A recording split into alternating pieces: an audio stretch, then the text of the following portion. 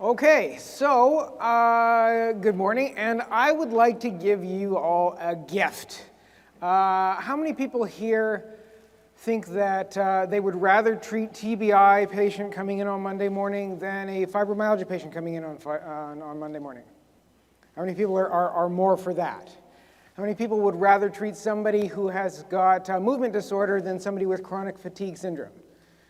Yeah, most of us in this room. I had a lovely dinner last night and sitting next to a doctor, and we had this, what is your favorite thing to treat TBI? What's your least favorite thing to treat fibromyalgia? Yep, I said, that's what I'm going to talk about tomorrow. So we're going to talk about how important this stuff is and why you should love it and what you're going to take to enrich your practice on Monday. So, this whole idea of chronic overlapping pain conditions is a relatively new clinical designation. 2011, the NIH establishes the Chronic Overlapping Pain Condition Working Group based on the report that was released by the Institute of Medicine called Relieving Pain in America. Basically, we started understanding, is there an opioid crisis? Is there still an opioid crisis? Yeah, there's this problem with this ability to treat chronic pain. People say, well, you can do this, you can do that, but I mean, chronic pain is chronic pain because it doesn't treat well. Otherwise, it wouldn't be chronic pain. So the NIH establishes this working group. In 2014, they released their first federal funding for COPC research, and in 2015, the papers start coming out on this topic. So since then, there's been 47 papers that have been released on this topic, and they're taking it really seriously, and it's a great place for people to get funding for this kind of area of research. So it's been coming out kind of in droves since then. So what exactly is a COPC? Well, a chronic overlapping pain condition, as it's been defined thus far, basically just says it's one of 10 conditions. It's either fibromyalgia, chronic migraine, chronic tension headaches, TMJ disorders, chronic fatigue syndrome, IBS, endometriosis, chronic low back pain, interstitial cystitis, or vulvodynia. So that's pretty much kind of anything that can hurt, right? So basically anything that can kind of have a chronic pain that doesn't seem to respond well to treatment and doesn't seem to kind of go away can be a COPC. But basically so far, those are the ones that they've said, well, if it's one of these 10 conditions, it is that. And that's kind of an interesting concept. So it's set up as a set of disorders that co-aggregate, meaning they overlap, which is a great word for it. And it includes but should not be limited to those 10 conditions. And collectively, these conditions are referred to as COPCs. So what's the diagnostic condition or criteria for a COPC? So I'm looking at a 2021 study. What's their admission requirements for the subjects? They had to meet the diagnostic criteria for one of the named conditions. That was it. If you had any one of those 10 conditions, you didn't even have to have more than one to call it overlapping. You just had to have one of those named conditions, you had a COPC. Having one of those conditions makes it a COPC. Some of the things that kind of make them in common is that the diagnoses can't usually be made by scans or blood tests. So it's not something that you can physically see. The doctor can't say, well, I've got this test, therefore you have that. It's a subjective kind of set of situations. It's based on the patient's symptoms very often. And they don't treat well. From my standpoint, something that ends up falling in this category is you can't see it on a set of tests, and it doesn't treat really well. And since that has all come out, now there's more conditions that are being kind of lumped into the COPC category. So things like dry eye are now being kind of saying, well, we think that's actually a COPC as well. And persistent dental alveolar pain syndrome, so kind of a chronic tooth pain that doesn't have a physical origin, is now an intraoral chronic overlapping pain condition. So now we have all of these reasons why anything that is painful and doesn't get better can now be starting to be called a COPC. When I looked at that little lap of circles with the original COPC slide that I showed you, it kind of reminded me of this earlier paper. This was done in 2008, so that's a few years before that NIH naming transition kind of happened. And what you'll see is that this is a paper from Eunice on central sensitization syndromes. And that's kind of now an older terminology that is kind of for the same sort of thing. So what's the difference? Well, you'll see things on this. So things like interstitial cystitis, that was on the other set of circles, right? But post-traumatic stress disorder wasn't. Multiple chemical sensitivities wasn't. Restless leg syndrome wasn't. So we're starting to see some of these things that aren't really in the pain syndrome, but are central sensitization. So what's a COPC? Well, a COPC is a central sensitization syndrome that's painful, right? So they're really kind of the same sort of thing, but really COPCs are sort of a subcategory of central sensitization syndromes. So how many people are affected? How important is it that we understand these conditions? Well, fibromyalgia affects about 4 million US adults, about 2% of the population. That's a pretty solid patient base, probably underreported. Chronic fatigue syndrome, about half of that, about 2 million adults, about 1% of the population. So even if you just did that for a living, you'd have enough patients to kind of keep you going, right? But then we get into the other ones that are on the list that are certainly the bigger players, right? So chronic low back pain affecting maybe 8 million adults under 40, but by the time you get to 60 years old, it's 20%, it's 1 in 5 people. How about migraines or pseudo-migraines? Migraines that are severe headaches that aren't really, they don't want to call them migraines, but, the patient calls them migraines. It's about 20% of women, about 1 in 5 women affected with that during a 3-month span will have something like that. It's a lot of people. The number one condition worldwide that falls into this category is tension-type headaches. Chronic tension headaches affecting 1.9 billion people worldwide is a COPC. That's basically a third of the worldwide population falls in the category of a COPC. So should you know something about COPCs? You should understand these conditions because it's the most common conditions that will present to your office, period. If you're dealing with people who are suffering, you will see this. It's easily a third of the people on the planet. I say that's conservative. It's probably closer to half of the people on Earth, not even the people that present to the office. It's probably 70% of the people that will present to your office because the people that feel good, they're not going to present, right? So we need to know about this stuff. So what do these conditions have in common besides, falling into this category? Well, this is a wonderful paper, again, from Eunice back in 2008 on the central sensitization syndrome conditions. This nosology, this idea of what do we call these kind of things? What are some of the terminology that's been used in the literature over the years?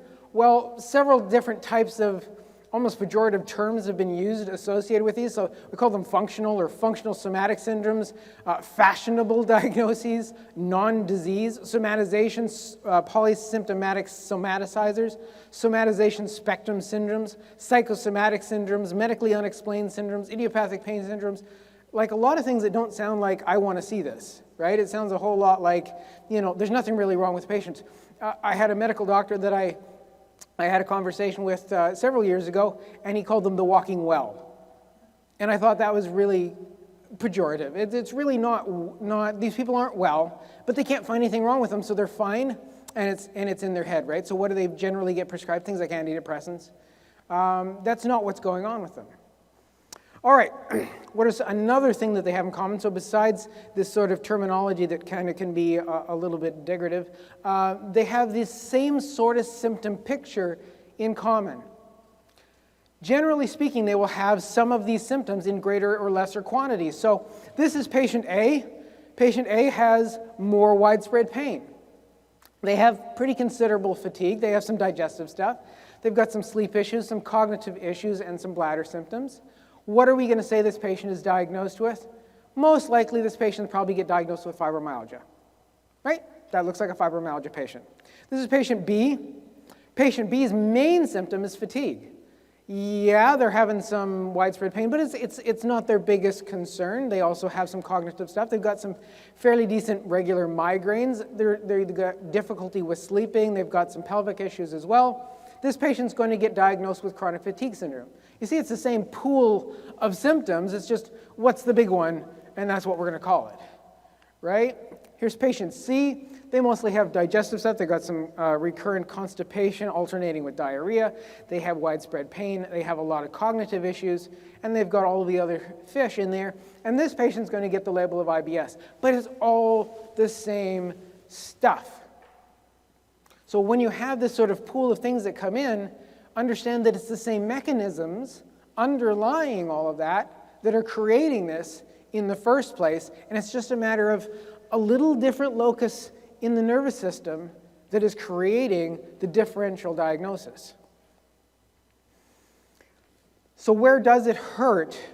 Now this was a wonderful study, 2020, very recent, data from a convenience sample of 655 adults, 388 of which had one or more of 5, not all 10, but they just looked at 5 different COPCs.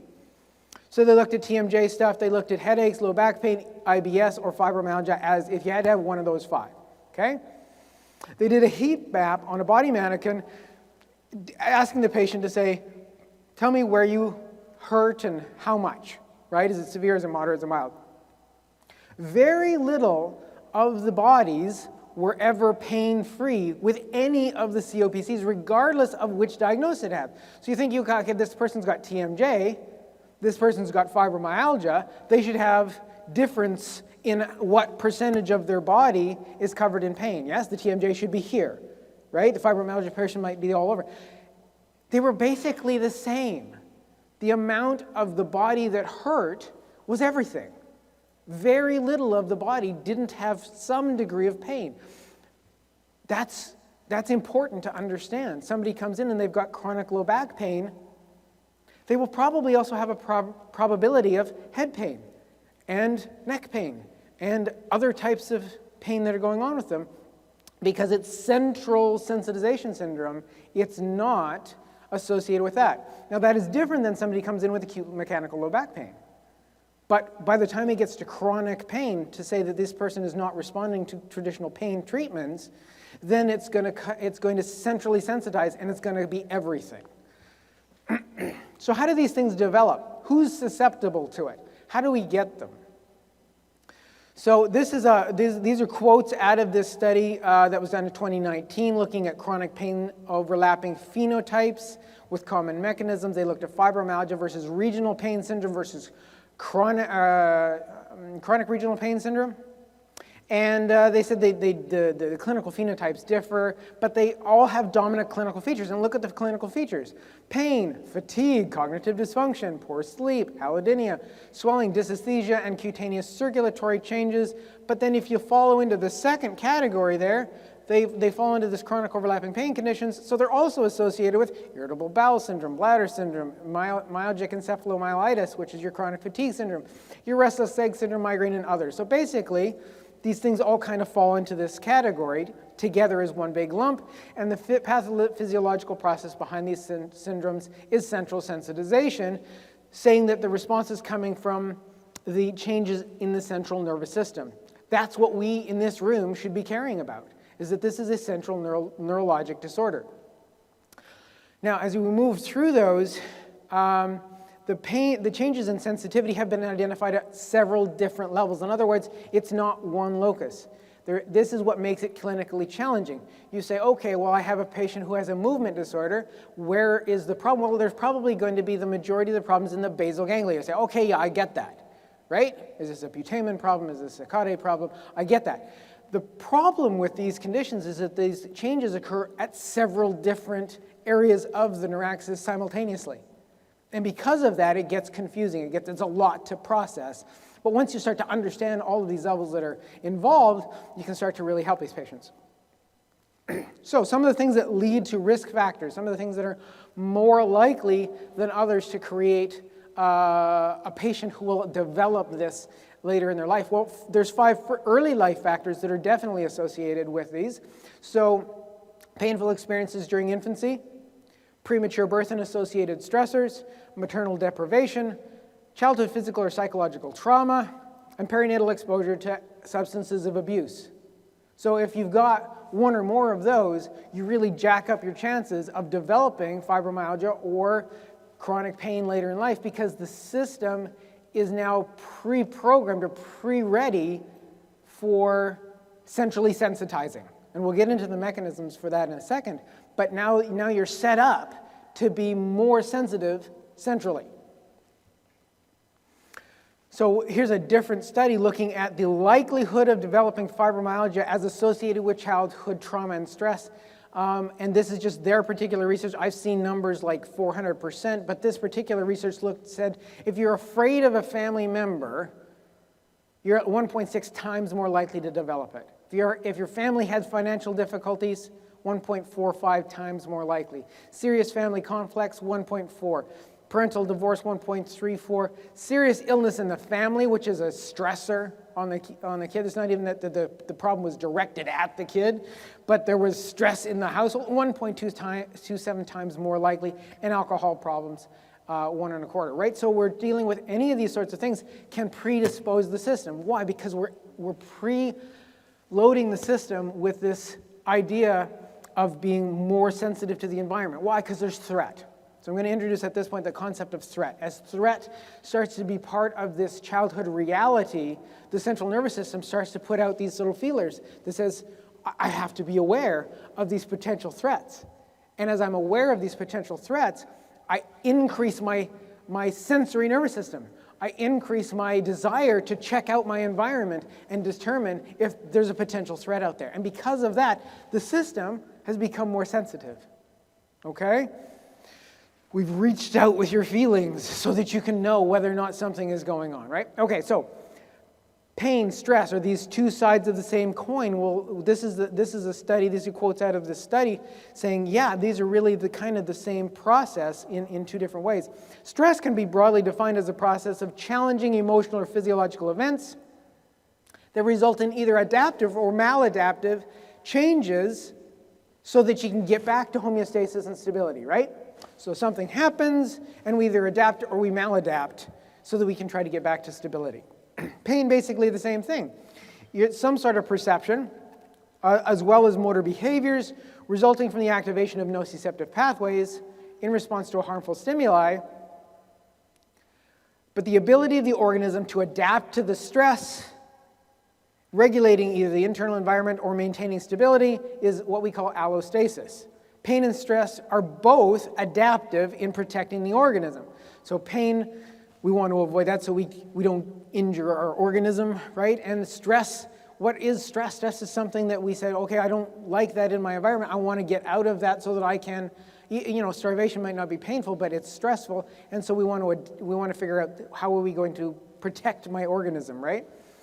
If either of the two processes become chronic, it can lead to long-term maladaptive changes in physiology. And that's where we end up with these problems, is that as we either have early stress or we have chronic stress, we have maladaptive physiology, maladaptive immune system changes, maladaptation in the endocrine system that then end up creating the suffering and the compromised well-being. So can work stress lead to chronic pain syndromes? Well, we said that fibromyalgia was present in about 2% of the population, right? Well, in 11.4% of female Israeli teachers, they were found to have fibromyalgia, which correlated strongly with work-related stress and post-traumatic stress disorders. So that's 5 times the national average if you have a stressful job. So the same people looked at Israeli nurses, and they found that about 5 times more likely to develop fibromyalgia if they were a nurse. If they were a nurse or if they were a teacher, they were 5 times more likely to develop, because they had a stressful job. They're just chronically in that stressful environment all of the time, and it's unrelenting. And it related directly to how much work-related stress they had, or whether or not they had any previous indications of PTSD. So, is this our job? Is this something we should just abdicate to the psychologists and psychiatrists? Or is this something that clinical neuroscientists should be interested in? Well, it really comes down to understanding what is the missing link. How do we get from adverse childhood events and a maladaptive stress response to central sensitivity. And once you understand how that happens, you go, this is a job for me. So I want to kind of interject long COVID into this because it hasn't been mentioned up to this point, but I kind of want you to see some of the similarities because this is kind of the new central sensitization syndrome that's kind of coming up, right? So fatigue that lasts for months after a COVID infection is really where long COVID is, right? It's really this sort of like persistent fatigue and inability to do this. It's happening in about 12% of people that have acute COVID. That's kind of a good chunk, because how many people have had COVID? You know, millions and millions and millions, right? So this is a very, very common now type of a condition, and you're going to see it in your office, and you want to be aware of kind of what's going on. So some other symptoms that go along with the fatigue. Well, there might be some breathing issues, but there might also be cognitive issues, widespread pain, headache, gastrointestinal issues. Does this sound like some of the other stuff we've just been talking about, right? And it's driven by potentially some damage to the tissues, but really there's this immune dysregulation and autoimmunity potential that's going on. We really don't know 100% what causes it. This is kind of where we're at right now. But there's this really high likelihood that there's this immune dysregulation, which is kind of what we've been talking about. So what are the associated risk factors? Well, being female is at the top of the list of developing long COVID. Did we also think that maybe being female is more likely to develop fibromyalgia, right? So there's a risk factor that's in common there, or chronic fatigue syndrome. But they also said if you had more than 5 early symptoms or early dyspnea, meaning that if your immune system was already ready to go, you've got this immune system that's like on alert, right? This is this threat response. It's already feeling threatened. It reacts very vigorously and very quickly. You're more likely to develop long COVID because the system is maladaptively sensitized. Or if you have prior psychiatric disorders, you're more likely to develop long COVID. So these are very, very similar, very familiar to what we've just been talking about. And so the researchers that are looking at this are trying to say, well, what can we learn from what we've seen in myalgic encephalomyelitis or chronic fatigue syndrome, or POTS, this postural orthostatic tachycardia syndrome, or mast cell activation syndrome. These are all in the same category. These are all part of the same thing. And so they said, well, we could repurpose some therapeutic drugs from these conditions. Are there great drugs for chronic fatigue syndrome that I don't know about? Are there great drugs for POTS that I've been missing? Like, it's not something that I'm aware of, that these are conditions that we were really effectively treating. So there's certainly other things we need to understand about how these things develop. This particular study, a different study, 2020, looked at people who had a COVID infection and if they were then more likely to develop PTSD, because remember, PTSD is one of our central sensitization disorders. And if they were young, female, who were responsible for other people, they were more likely to develop PTSD symptoms after COVID. So if you were stressed, if you cared about other people, you were more likely to develop PTSD after COVID. Why? Because it's threatening your family. It's threatening the people you care about.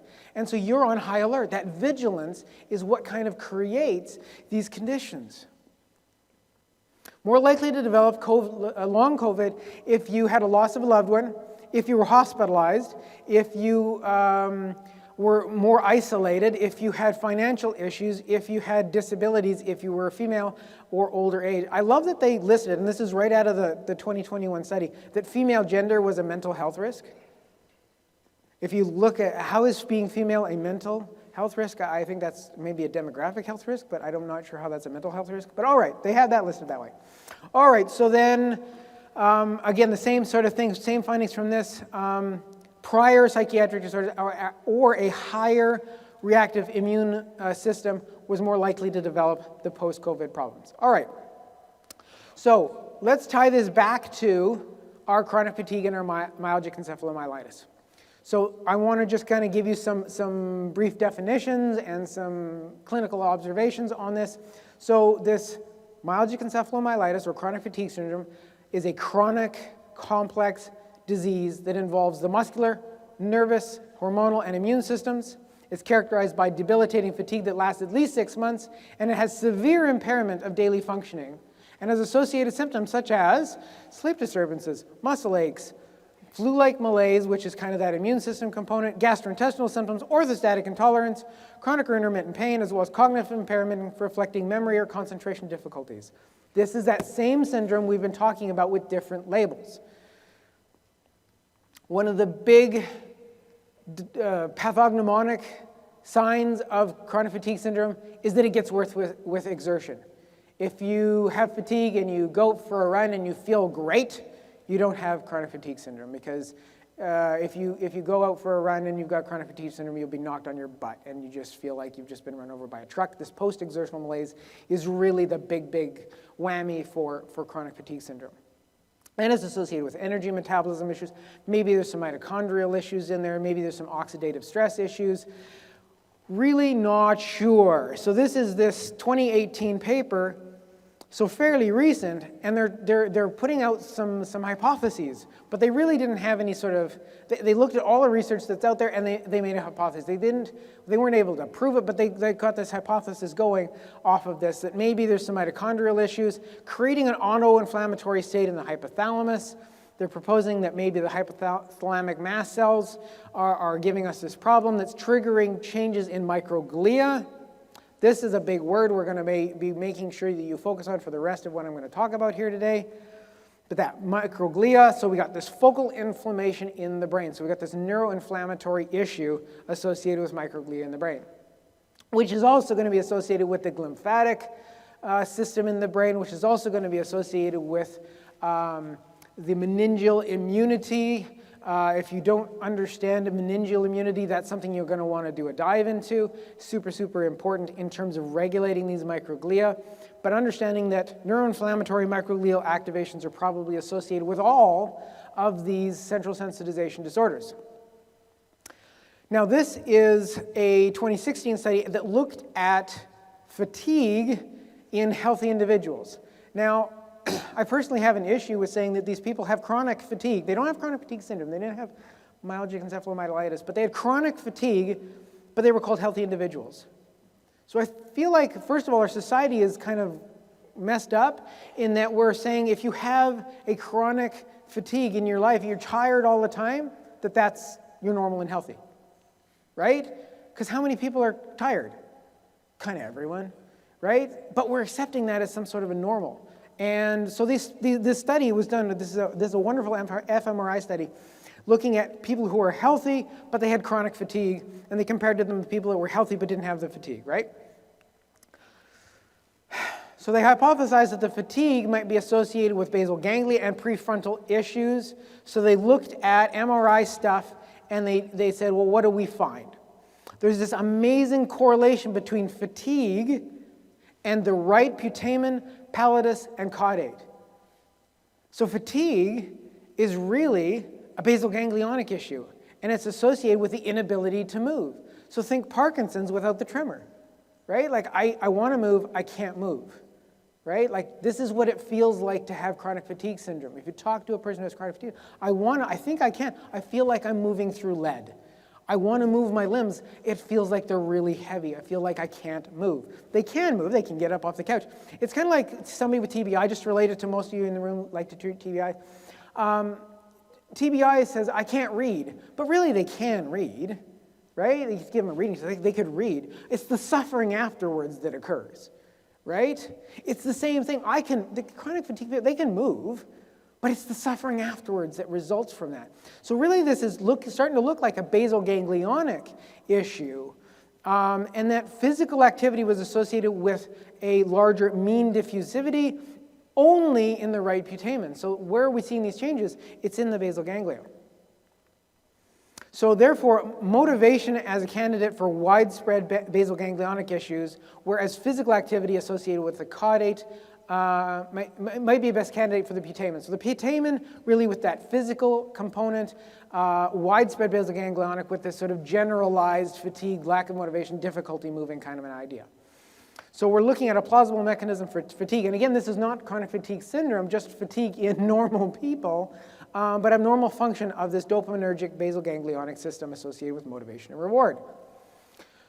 All right, different study looking at reduced basal ganglionic function associated with fatigue and chronic immune conditions. So patients who have chronic immune stimulation conditions had already been associated with basal ganglionic issues. So they looked at chronic fatigue syndrome patients, so it's not the healthy population anymore. Now we're looking at these chronic fatigue syndrome patients, and they had increased markers of immune activation and significantly decreased activation in the right caudate and the right globus pallidus.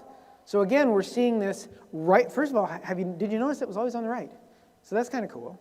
So this right basal ganglia really being associated with fatigue as a problem. Decreased activation of the right globus pallidus significantly correlated with increased mental fatigue, general fatigue, and reduced activity as measured by the multidimensional fatigue inventory.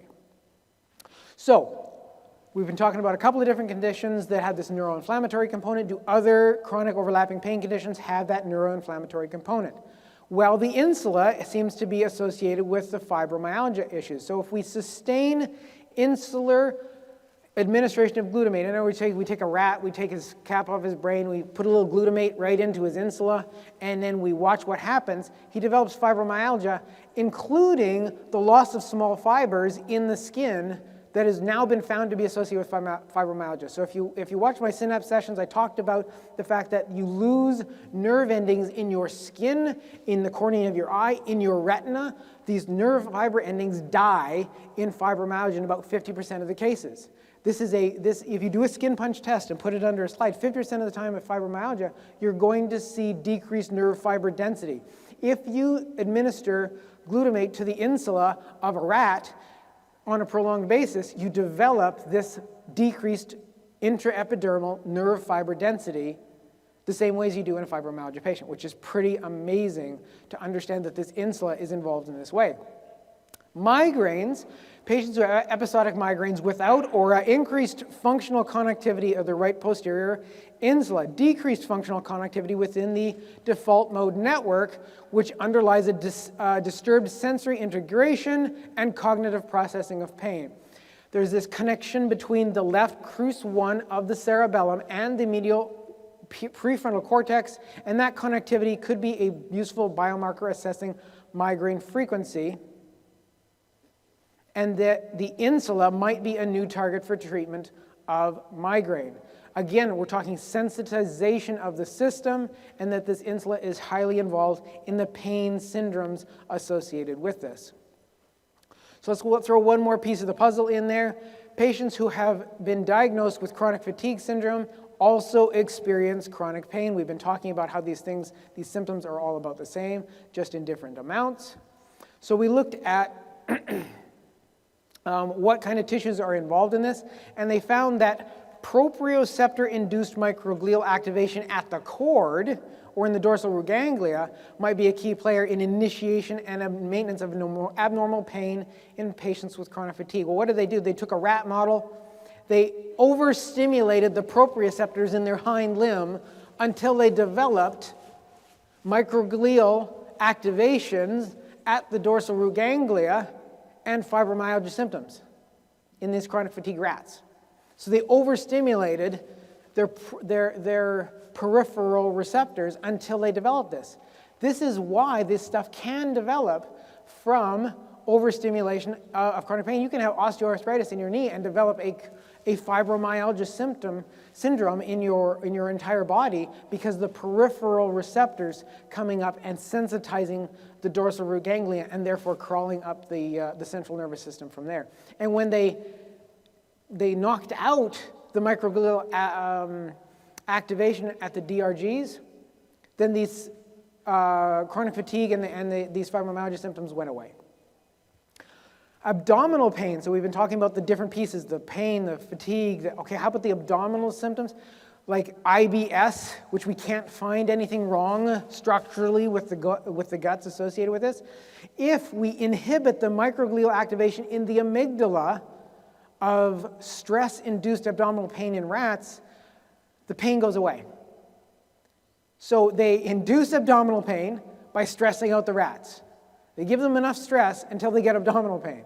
Once they get abdominal pain, they knocked out the microglial activation in the amygdala, and the abdominal pain goes away.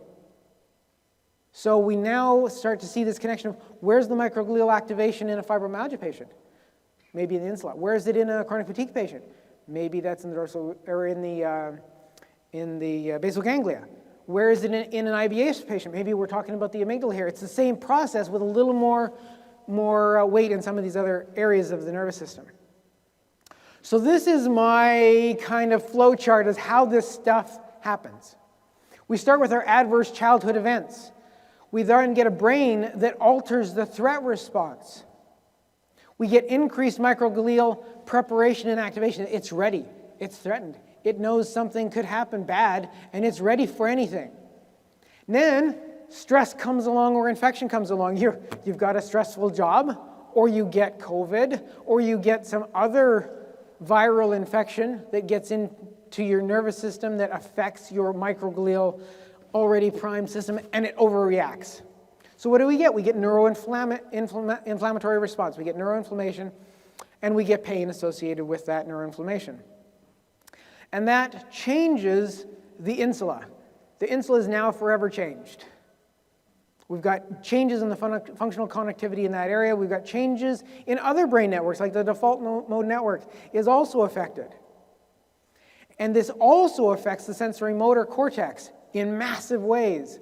The sensory cortex, that post-central gyrus area and all into that parietal cortex, that area becomes super over-aware, super over-functioning. And if you didn't know it already, let me be the first to tell you that diminishes the motor cortex. When your sensory system comes up, your motor cortex goes down. When you have pain, you don't want to move. Right? So your motor cortex comes down. You know what your motor cortex does? It inhibits pain. So your sensory system being jacked decreases your motor cortex. If your motor cortex being down means that you're not going to be able to inhibit pain. So your pain now keeps going up. You've got this wicked spiral of increased sensitivity and nothing to kind of gate it. So you don't feel like moving, so you say, oh, I'll be easy on myself, and you don't. Okay, so you decrease motor activity. This is accompanied by changes in that peripheral system as well, and in the dorsal root ganglia, and these intradermal nerve fiber endings, these sensory nerve fiber endings, pulling back and dying off in the skin. We also get changes in the enteric nervous system, and we get abdominal pain, and pelvic pain, and vulvodynia, and all kinds of other neat syndromes that go with this. And this is your chronic overlapping pain conditions. Depending on which tissue might have started it, depending on which types of areas of the brain have associated inflammation, you start to get these things. And that's why one thing affects everything when it comes to this. I wanted to just bring you back to this central sensitization thing and start looking for this stuff and looking at the stuff that we've talked about and understanding how these things are interrelated. And I want you to start looking at these sorts of things with your patients or in your clinics. I want you to ask your patients questions about their comorbid symptoms. We started to give you some of those that you should just inquire about. So if they come in with chronic pain, this is low back pain, chronic low back pain. Ask them about fatigue. Ask them about how their sleep patterns are. How sensitive is the skin in other places? How's the bowel and digestive function? Are they experiencing migraine? Are they having pain with sexual function? How's their anxiety? How's their cognitive function? How's their other motivations to do things? You'll start to see that there's a pattern associated with any kind of chronic pain syndrome with all of these symptoms. So then my next thing for you is to start to learn more about how these common mechanisms underlie these conditions and how you can treat them both centrally and peripherally. It is possible to treat these people centrally and peripherally to get the central sensitization out of the syndrome. Even though they don't really respond well to traditional care, even though they don't respond really well to traditional care, and even standard functional neurological approaches aren't fantastic for this, there is a unique approach that addresses central sensitization that can do this, and I would encourage you. I want you to beg the Carrick Institute for me to put on the seminar that deals with these central sensitization syndromes so we can all treat these patients better. Thank you.